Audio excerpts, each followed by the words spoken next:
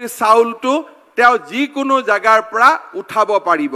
এই one nation one ration কাৰ্ডৰ দৰেও সুন্দৰ আঁচনি প্ৰধানমন্ত্ৰী নৰেন্দ্ৰ মোদী ডাঙৰীয়াই আনিছে।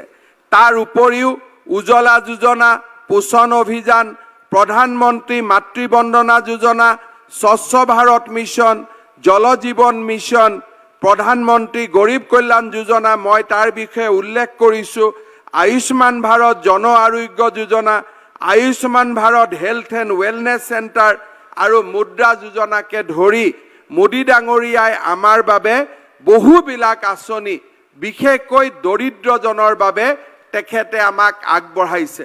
আৰু আজি কোভিডৰ সময়ত যদি প্ৰধানমন্ত্ৰী মোদী ডাঙৰীয়াই আমাক যদি চাউলৰ যোগান নিদিলেহেঁতেন, বিনামূলীয়াকৈ ভেকচিন নিদিলেহেঁতেন, আমাৰ ভাৰতখন শেষ হৈ গ'লহেঁতেন। কিন্তু মোদী ডাঙৰীয়াৰ সবল নেতৃত্বৰ কাৰণে আজি আমি ভাৰতখন এটা উজ্জ্বল ভোটাতৰাৰ দৰে আমি জিলিকি থাকিব পাৰিলোঁ। অকল সেইটোৱে নহয়, আজি সমগ্ৰ বিশ্বতে মোদী ডাঙৰীয়া যলৈকে গৈছে বিশ্বৰ ৰাইজে তেখেতক সন্মান কৰিছে, সম্বৰ্ধনা জনাইছে। কাৰণ কোভিডৰ সময়তে হওক বা ভাৰতবৰ্ষখনক যোৱা 8টা বছৰত তেওঁ যি ধৰণে সুদক্ষ নেতৃত্ব দিলে। আগতে যেতিয়া আমাৰ দেশত পাকিস্তানৰ উগ্ৰপন্থী আহি বোমা বিস্ফোৰণ কৰে, আমি 2টামান বিবৃতি দিওঁ, তাৰ পিছত আমি পাহৰি যাওঁ। সেইকাৰণে দেশত সদায় বোমা বিস্ফোৰণৰ ঘটনা চলি আছিলে।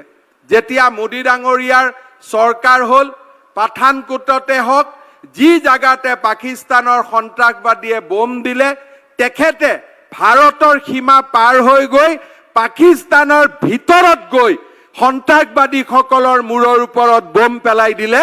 তেতিয়াৰ পৰা আৰু ভাৰতত পাকিস্তানী সন্ত্ৰাসবাদীয়ে কোনো ধৰণৰ আক্ৰমণ কৰাৰ সাহস গোটাব নোৱাৰিলে। আগতে এদিন বোলে আমাৰ সংসদত আক্ৰমণ হয়, এদিন বোলে পাঞ্জাৱত বোম ফুটে, এদিন বোলে দিল্লীত বোম ফুটে, এদিন বোলে বোম্বাইত আহি গোটেই একেবাৰে সাগৰেদি উগ্ৰবাদী আহি বোম্বাইতে আক্ৰমণ কৰে।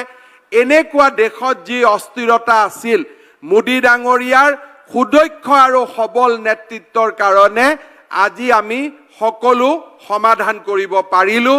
আজি ভাৰতবৰ্ষখনক সন্ত্ৰাসবাদৰ পৰা আমি মুক্ত কৰিব পাৰিলোঁ।